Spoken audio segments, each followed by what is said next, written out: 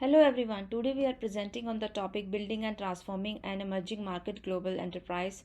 Lessons from Infosys journey. Celebrating India. Infosys had become a synonymous with the growth of Indian economy and the country's emergence on the global stage as an information technology leader. Infosys grew rapidly over the years to sales of 120 million in 1999 to 2 billion in 2005 and 7 billion in 2011. By 2012, the Indian IT business process outsourcing industry recorded revenues of over $100 billion, 70% of which was accounted for by exports. In parallel, the Indian economy grew from a GDP of less than 300 billion in 91 to over 1.7 trillion in 2011, achieving an annual growth rate between 6 to 9% of much of the last 2 decades. Several themes are provided a unique perspective of an enterprise based in an emerging economy with its immense challenges, contradictions, and opportunities. We are briefly summarizing these themes next. Born global in a flat world, Infosys' vision of a globally interconnected flat world is more real than perhaps at any other time in history, where products, services, information, and capital can flow much more freely across borders. The Infosys experience confirms many of the hypothesized antecedents for firms to be born global. Limited size of the domestic market, prior international experience, and low risk aversion of the founders, and unique home country advantages that can be leveraged in multiple foreign markets. However, it also refutes many other factors that are thought to lead to creation and expansion of born global firms, such as proprietary industry knowledge, venture capital, and other sources of international funding and dense social networks. Importantly, the Infosys experience highlights the born global phenomenon from the perspective of an emerging market multinational enterprise, which sets it apart from most others. Values based governance. Infosys has stayed true to its core values and mission statements. The company's mission is to be respected Indian corporation in the words of to establish trust with global clients in the early days when most clients in the US and Europe would have been reluctant to outsource work to a little known Indian firm. Infosys' approach to corporate governance is not only compliance based but also values based. Infosys engaged and dedicated employees, strong reputation at home and abroad, rapid growth, and continued financial success provide support to the hypothesis that values-based governments can lead to development of higher standards of behavior through shared values and encouragement of dialogues to interpret shared values. Hybrid business models in a connected world. Infosys values can be seen as being universal. Several elements of the Indian way are also evident in Infosys practices. Some of the distinct characteristics of Indian businesses that offer lessons for businesses everywhere are Infosys' commitment to social mission and concern for all stakeholders is evident in its engagement with the local community, its far-reaching sustainability initiatives, and its extensive work in remote regions of India through the Infosys Foundation. Investing in human capital include building employee commitment via a sense of reciprocity, employee empowerment to plunge into problems and create their own solutions, intensive investment in training and development despite tight labor markets and high turnover and employee appreciation, practicing the jugaad approach to problem solving or banging away at hard problems with a trial and error approach, and leaving more flexibility for others in the firm to decide on specific target markets, products, and technology. Strategic partnership, co creation, and evolution. Strategic partnerships have always been critical to Infosys' success. First, Infosys is both expanding the partnerships and deepening them in order to co create solutions with clients as well as with other partners. Co creation figures prominently in Vision of Infosys 3.0. A central feature of Infosys' ongoing transformation is the company's ability to generate high value added, intellectual property driven business solutions that are critical to clients' continued profitability and growth. Co-creation with other partners in the wider innovation ecosystem, that is universities, research labs, governments, NGOs, enables Infosys to create new intellectual property, generate fresh ideas and solutions, and push the frontiers of knowledge and application more broadly. The second theme apparent in Infosys transformation is the idea of co-evolution. In order to help clients successfully meet the challenges of tomorrow, Infosys has to radically transform itself in the much way as its clients do. Co-evolution thus become a powerful force of adaptation to a complex, uncertain, and changing environment, and an effective strategy for mutual value creation with clients. Preservation, destruction, creation. For companies to endure, CEOs must attain a balance of managing the present, selectively destroying the past, and creating the future. Infosys 3.0 lays out vision to keep regenerating Infosys into the future while preserving the present and selectively destroying the past. Mr. Gupta was asked about what actually led to the success, and the rest of this paper would be in form of an interview, which I will be taking. The first question that was asked was from the $250 initial investment in 1981 to the current market valuation of 26 billion. In your opinion, what were the most significant factors that accounted for Infosys' success? Mr. Gupta identified four aspects, and the first one is the root of Infosystem success is in its vision statement. He said that they started by being different, and from the beginning, they decided that they wanted to be a globally respected company. The vision statement drove everything else. Well, there are five factors that define what we did, Mr. Gupta said. First was they made sure that they stressed performance to all their stakeholders, which included their employees, clients, investors, partners, and also the community. Secondly, they set out to establish a global standard in delivery of IT-based services. Third, they invested in building world-class technical and physical infrastructure. For example, he said that their campus in Bangalore is state of the art. This infrastructure actually um, is about 1.4 million square feet and it employs over 8,000 full-time educators. And this can train 14,000 people at any time. Another factor which he attributed to the source of their success was that Infosys looked for the best talent. He said that they went to the top universities and hired the brightest graduates. He said that in everything they did, they also looked for the most talented people. Another factor for success is um, from the beginning, they focused on quality rather than the price. These, no doubt, were some of the factors that led to the success of Infotech, of Infosys. Yeah. The next question that was asked is how does the vision statement drive the behavior and decision of the company? And how is it implemented within the organization? Mr. Gupta identified three key drivers um, that helped in driving their vision. First is being global, secondly, being respected, and being a corporation. The vision statement can be divided into three parts, and this is the global aspect, being respected, and being seen as a corporation. Each of these can be broken down into a number of basic principles. He said that our clients should be global, hence our employees and investors should also be global. Our business practices should be global, and we also meet and exceed the global standards. Regarding respect, Mr. Gupta said that you want to run a business in a legal and ethical manner.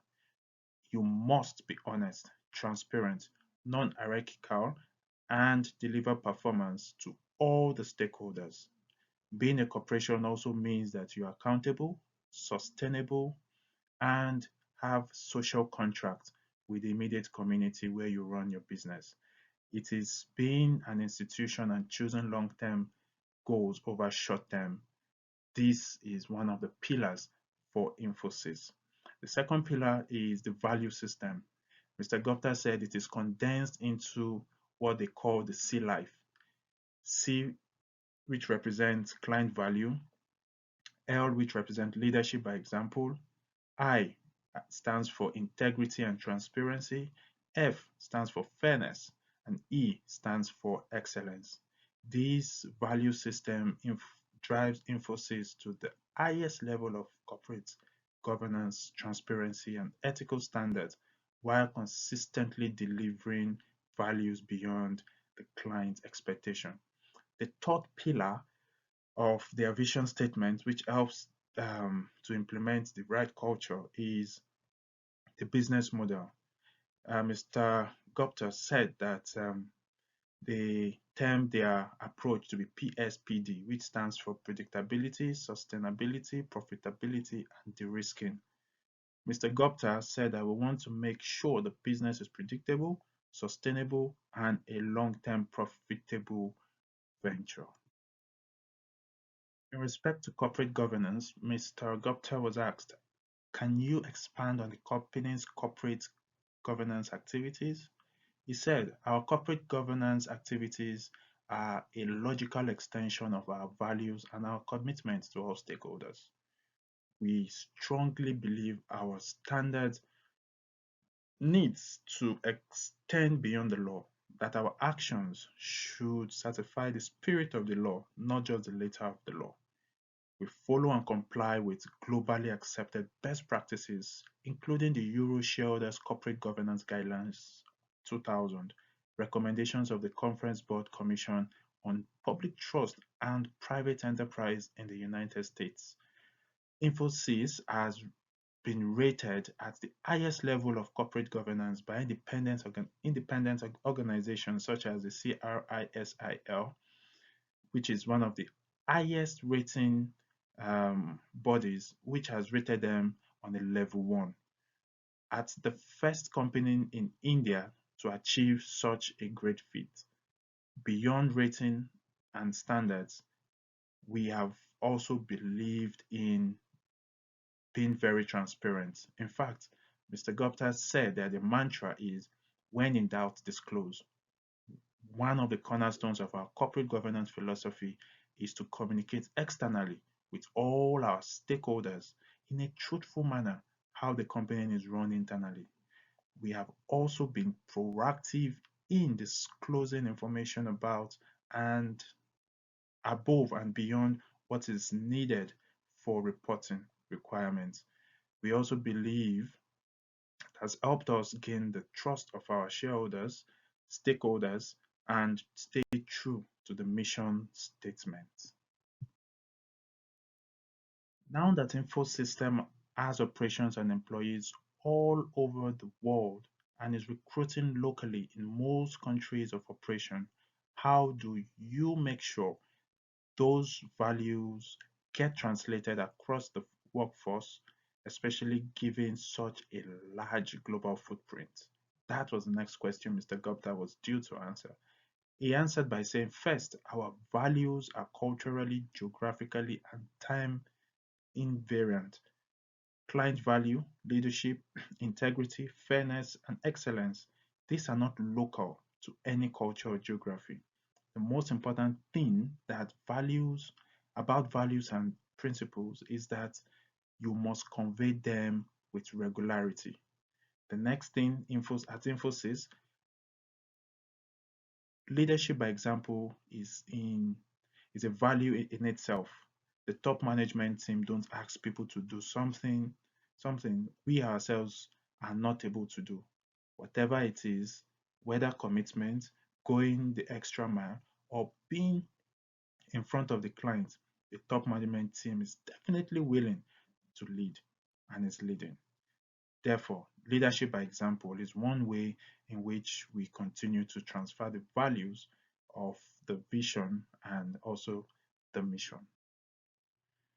Putting in mind that Infosys has started in India and has left its headquarters in India, the next question was asked, which is Infosys has operations and clients in over 32 countries and employ over 153,000 people around the world. What specific advantages or disadvantages does this location offer? Mr. Gupta said that India has many strengths. People speak English. The country graduates over 700,000 engineers every year, and the education system functions well and produces very capable people. Therefore, the talent in India is mobile and easy to train. After years of 8.5% annual growth, India has become a hub of activity for global companies. In fact, the focus has now shifted from cost to access to talent to being an innovation hub. While this had several advantages, there are also a lot of challenges. But Infosys leveraged India's strengths and invested in overcoming and augmenting its weaknesses. For example, Infosys, um, during the Training and Development Center, uh, which is one of the biggest and finest, which can also house about 14,000 trainees at a time. These could get very intense, and it also has a duration of about 6 months. This has no doubt meant that Infosys spends about $180 million a year on training. These expenses definitely is not provides more benefit to Infosys as to changing its location or changing to another country, which might pose even higher threats or uncertainties which Infosys might not be able to identify at the inception. Hi there. Today I'll be explaining about the challenges, adaptation, values, and commitments of Infosys. Since Infosys primarily focused their marketing in North America and then in Europe, Infosys addressed the financial crisis of these areas by coming up with the Infosys dimension. As you can see in the slide, Infosys has three dimensions. That is the Infosys 1.0. They are focused on three aspects: adapting the global delivery model, listing in the Indian Stock Exchange, and the three strategic actions which included people, that is to recruit the best, retain and enable them; quality, to compete their products by quality and not price; and they displayed their principles by disengaging one of their largest clients who contributed 40% of their revenue because the client's accounts did not align with the principle of quality but price. And third is the infrastructure. Moving on to the Infosys 2.0, which focused on expanding their service from technology to consulting, and secondly, by becoming more global, that is, expanding to the continental Europe. The Infosys 3.0 concentrated on building a new strategic framework, that is, building tomorrow's enterprise, which has 7 themes in it and will be explained in the next slide. And the second one is the stronger vision statement, which that is the globally respected corporation, a new name, and a new organizational structure.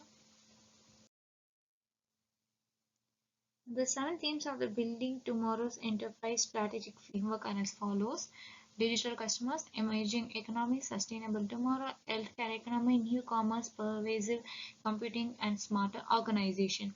These 7 themes help them to design a better strategic framework for the Infosys 3.0 version.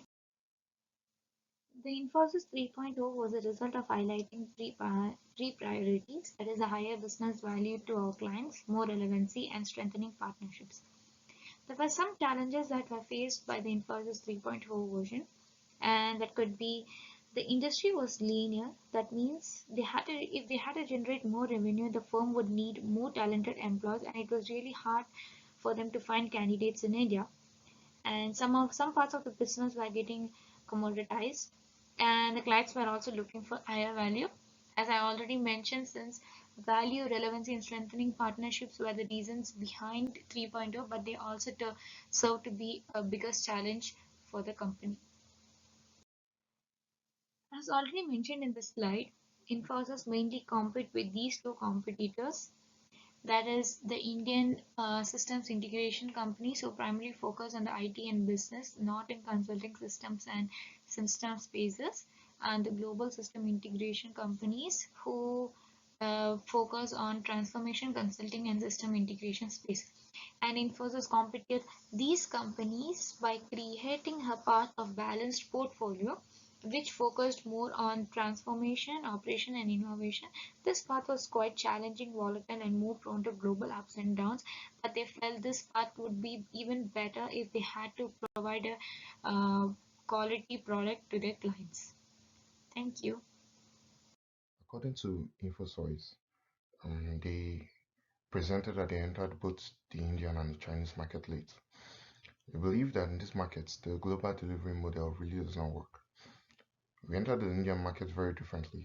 For example, the work they were doing with the Income Tax Department Central Processing Center is a classic example of our operations in India.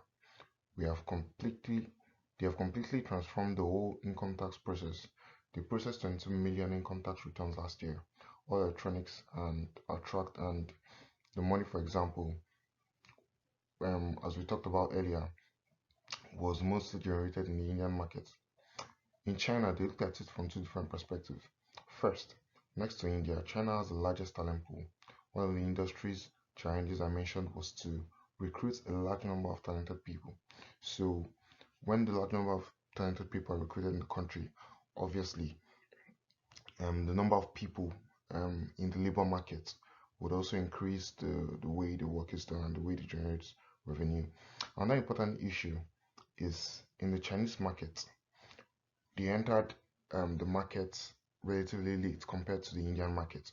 So it is kind of unique and sort of like a joint venture.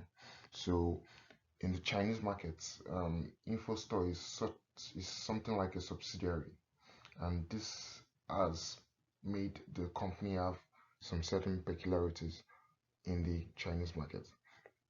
Now, from a different perspective, you can see that companies generally like to go global or act locally, and this is the same case for InfoStory.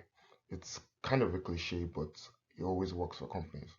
Every market has its own peculiarities, and you must be able to create and leverage advantages in that market.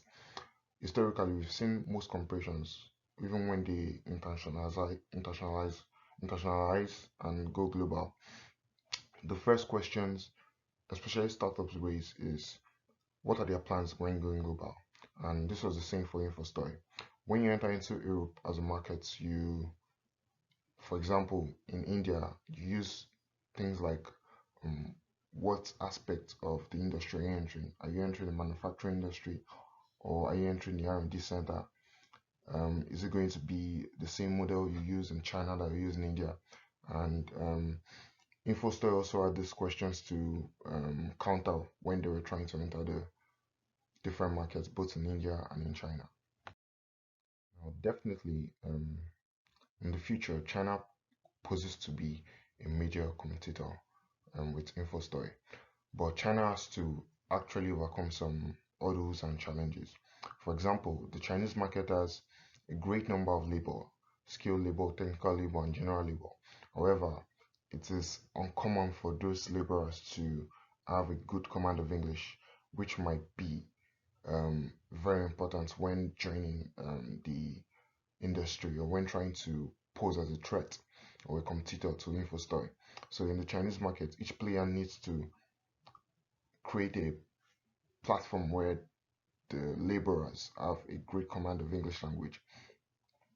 We believe InfoStory took a path where they created a balanced portfolio, even more difficult and more long-term, and also more sustainable, especially in the Chinese market. Then we also talked about the different perspectives called the flat world, something generally synonymous to the word globalization. For the past 30 years, the world has advanced and in multiple dimensions because globalization has made the world kind of a smaller place. It has created more employment opportunities, that improved the quality of life, and has reduced the cost of goods. So, as a force of progress, globalization continues to spread even through the tough times, through economic meltdowns and COVID-19 and the pandemic. Many people will still continue to globalize. And we can see clearly elements of protectionism, barriers to mobility, and talent, but globalization will still continue to persist. For example, companies and corporations in Canada as well will also take this step to globalize, and the same concept and ideas of acting locally even when going global is very needful, especially in tough times when the financial situation and market is peculiar to each country and each industry. And so when companies generally go global, they act in the favor of the respective host country that they are currently operating in. And this was a big take from studying InfoStory as a startup. Thank you.